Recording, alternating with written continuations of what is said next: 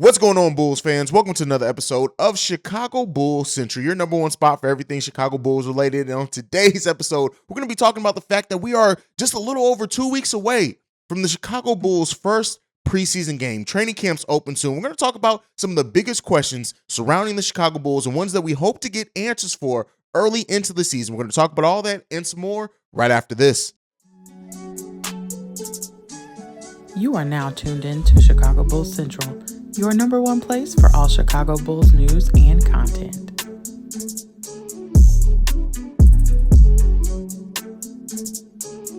All right, Bulls fans. So it's a different, the air changes, right? The atmosphere changes. If you're a real Chicago Bulls fan, as you get closer and closer to the start of the season, things just start changing. You get a little bit more antsy. At least maybe I'm just talking about myself. I get a little bit more antsy. I just can't wait to see what the actual brand of basketball is going to look like for the Chicago Bulls. And the Bulls are a team that have a lot of questions surrounding them. Questions about players, questions about the franchise, questions about the direction, questions about just how good this team is actually going to be next season. We're going to talk about some of those questions on today's episode. And the first question, one of the biggest questions surrounding the Chicago Bulls, and it's been a question since even before the postseason started last season, and that is the health around Lonzo Ball. Do we get an answer with training camp, preseason? Do we get a more clear picture on when Lonzo Ball is going to be healthy? It's really hard to predict the Bulls season, not knowing in which such an important piece in Lonzo Ball is not going to be ready to go. Now, when Lonzo Ball was on the court, we already know he was everything that he was advertised, and the Chicago Bulls need him to be. We know the difference that the way that the team played different just with Lonzo on the court, and Alex Caruso as well. So that's one of the biggest questions that we're going to start off this season with the Chicago Bulls is just, when is Lonzo going to be ready to go? We already know that it's doubtful he's going to be ready to go by the start of the season, but when is he going to be ready to go? When can we expect to have our starting point guard back? And how does that change the dynamic of the season? But with that question remains as well, how is Ayo Dosunmu going to perform? Again, at least I have him predicted to be the starting point guard over Gorn, over over Alex Caruso. So how is Ayo Dosunmu going to perform? Is he going to have a sophomore slump, right?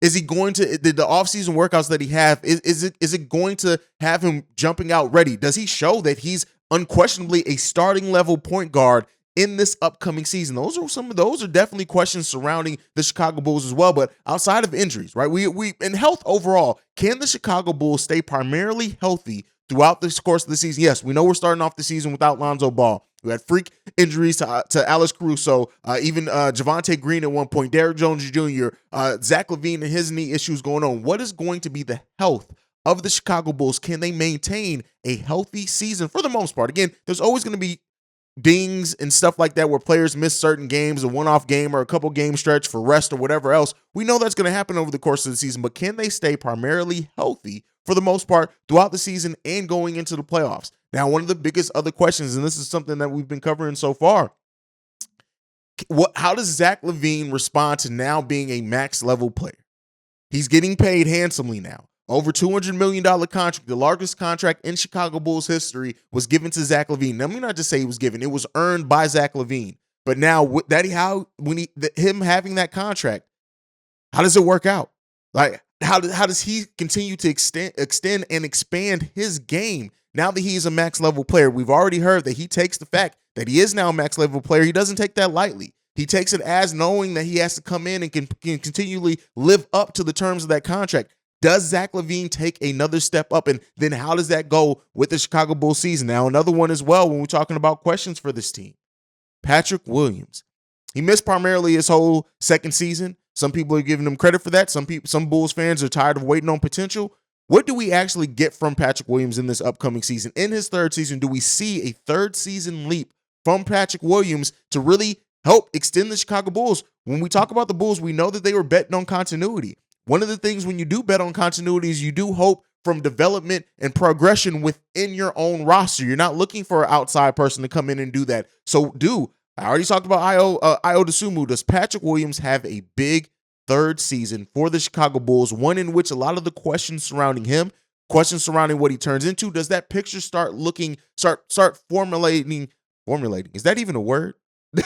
does the picture start formalizing a little bit more for Patrick Williams, solidifying? That's the word I'm looking for. Does the picture start solidifying more around Patrick Williams? No, so we know what type of player he's going to develop into. We know tons of potential surrounding Patrick Williams. The potential has been there since the beginning. We all know that story's been written, but we need to start seeing that potential come to fruition a little bit. Do we need to see the final version of Patrick Williams in his third season? No. Anybody who says that is rushing things. But we do need to see development from Patrick Williams and him to take maybe not a leap, but at least a step up in the season in the way the coaching staff uses him, in the way that he doesn't shy away from certain shots and his aggressiveness, and just us having more of a solid picture on what the direction of Patrick Williams' development is. We didn't really get to see it last season. We got to see flashes of it. His rookie year, we've already talked about. I had a whole episode talking about how the fact that Patrick Williams has only had in his short NBA season, 88 regular season games played, he's only gotten 15 games of double-digit shot attempts. And in that, he's averaged 18.7 points per game when he does get double-digit shot attempts. Not expecting necessarily that type of jump or that 18.7 to become his season this season, but I think we do need to see a season of Patrick Williams jumping up to a degree. And let's just see and start seeing that picture come together a little bit more for Patrick Williams and the type of player that he's going to be and turn out to. Another question on this team: can DeMar do it again? And even if he can't do it again, how much does DeMar DeRozan give us next season? How much does he need to give us? Does he still need to be the late game heroics guy? Does he still need to be the king of the fourth? Are the Bulls going to be better equipped overall for out their roster, scoring more spread out? But does DeMar do it again? Can he repeat? Can he continue to have the effectiveness that he had last season? Can he continue to give us the efficiency that he gave us last season? If DeMar DeRozan, regardless of the point output, if he can be as efficient as he was last season, that's going to be a great tool for the Chicago Bulls and be something that we can bet on day in and day out. Now, another big question around this team is, does the bet on continuity pay off? We know that we only had 2 acquisitions come into the scene. Well, 3 if you're counting Dalen Terry, but outside of that, it was Goran Dragic, it was Andre Drummond. Does the bet on continuity pay off early in the season? And if it does not pay off early in the season, do the Bulls look to make a move at the trade deadline to bring in a little bit more energy into this team? That's a huge question surrounding this team, is does that continuity bet pay off? Because there are a lot of Bulls fans that think the Bulls shouldn't have bet on continuity. There are a lot of Bulls fans that think that the Bulls should have gone out and done it. Hell, I was on that. I was sitting here. I thought that they were going to do more. But with that being said, does that bet on continuity pay off in a meaningful way? Not just staying the same. Does it pay off in a meaningful way? We have to see that. We have to see progression from within. The coaching staff get a little bit better in how they utilize players. The players spending another year together. Does that pay off? And the player that could pay off the most for, it leads us into our next question leading into the season, is Nicola Busavich. Does Nicola Busavich have a bounce back year? And by that, I don't mean being a 20-10 player again. Being the third option on the team and maybe even the fourth option, depending on leaps from other players, Lonzo, Patrick Williams, whatever else. But does Nicola Busavich become a more efficient player? Does he bounce back in that way? Do we see some of the missed shots, some of the settling for outside jumpers? Do we see that go away? Does Nicola Busavich become a more consistent, efficient player for the Chicago Bulls? I've already been very vocal at the fact that I'm not as down on Nicola Busavich as some Bulls fans are. But it would be remiss or me lying if I didn't say that I can't see how Nicola Busavich becoming a more efficient player, Nicola Busavich becoming not settling for that outside shot, being more of a present down low, working from the inside out. Do we see a bounce back year from Nicola Busavich in that sense? And then if we do see that, what's the type of impact that Nicola Busavich has on this team, playing improved, shooting a little bit better percentages, being utilized somewhat better in the offense? One of the things that I'm always going to say is that there were times where Vooch was cooking.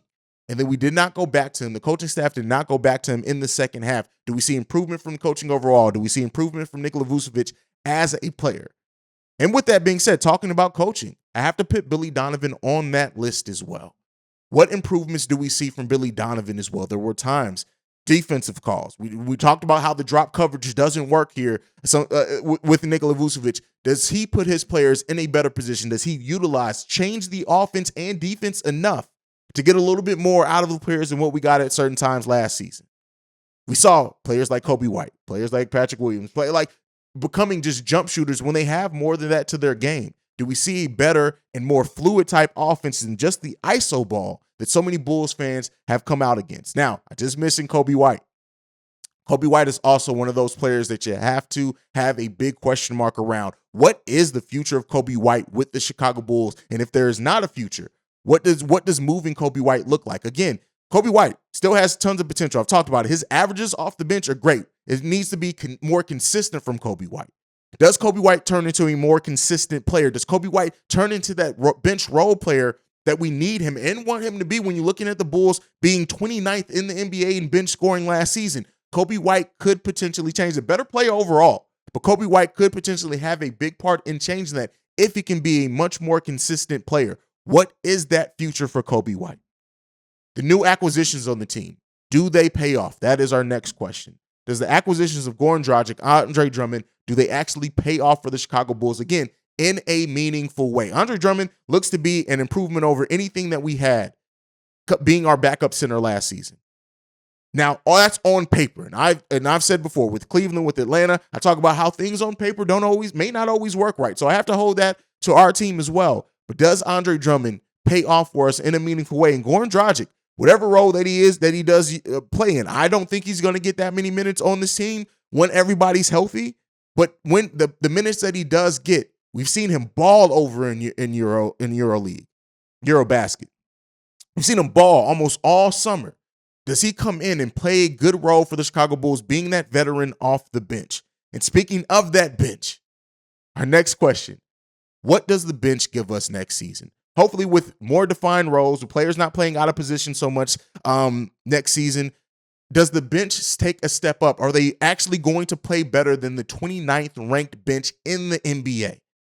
We need to see that from this team, especially when you look at our schedule, especially when you look at the number of back-to-backs, especially when you look at the things that we've talked about, how the Bulls don't have the rest advantage more times than not in their games this season. The bench could be really what this team pins on. Now, Ayo Dosunmu is probably going to be a starter to start the season, but once he does move back to that bench, if Lonzo is out for an extended period of time or he comes back early and Ayo is able to go back to the bench, what does Ayo, Alex Caruso, Javonte Green, Derrick Jones Jr., Goran Dragic, Andre Drummond, what do they actually give us in minutes and production from the bench? Is the bench improved from last season in the way that they play, hopefully by playing their more natural roles? And then talking about roles, we got to go to Javonte Green as well. What's going to be Javonte Green's role now that he is not the starting power forward and playing undersized? Does he give us a little bit more off the bench? Javonte Green has the potential to be a nice two-way player for us coming off the bench. When you look at the intensity that he gives defensively, the effort that he gives offensively, even if his shot isn't falling, what is Javonte Green's role on this team as well? And talking about roles, that leads us again to our next question, Marko Simonovich. This Bulls front office gave Marko Simonovich the 3-year deal that they probably should have given Ayo, and we're paying for that coming up in the next offseason, having to extend Ayo Dosunmu already early. Is Marko Simonovich ready for NBA minutes this season to have a role on this team? We know that the defense is still coming along. He may never be a plus defender, as I've said, for months at this point. But does Marko Simonovich, is he now prepared to give us, is that offense off the bench? When we talk about the Bulls offense, bench offense being ranked low, you look at a player like Marko Simonovich, who has all the offensive tools in the shed that you would want from a modern day big man. Is he able to give us that at a consistent basis on the NBA level? I don't care the minutes. I don't care if that comes at 6, 8, 10, 11, 12 minutes per game. I don't care what the minutes are per se, but does he earn a role in those minutes that he does get? If he does earn that role, is he productive? Does he give us a little bit more? When you talk about the Bulls, for all of us, wanted to see a stretch four sometimes, a shooter coming off that maybe can play the 3 and I wanted the 3 and the 4. But Marko Simonovich is more of a 4 and 5. But can Marko's shooting, can his scoring translate to help the Chicago Bulls bench a little bit more? Now, one of the other questions that I don't know if is going to be answered right away for the Chicago Bulls, but our rookie in Dalen Terry, what is his role this season? Does he have an Ayo-like production and increase over the course of the season where his defense initially gets him on the court, and then we continue to see more and more as his game works out? What does the Rook give us next season? Because I tell you what, while it doesn't project for him to give us a lot of minutes, I said the same thing about Ayo Dosunmu last season, and look at what Ayo's role. Ayo was able to get on the court early because of his defense and because of his intelligence, and then we just saw his game continue to grow over the course of the season to the point where When Lonzo Ball went down, Ayo Dosunmu was ready to be that starting point guard. And he did hit a wall, right? And Dalen Terry probably will at some point too. But what does the Rook give us in his rookie season?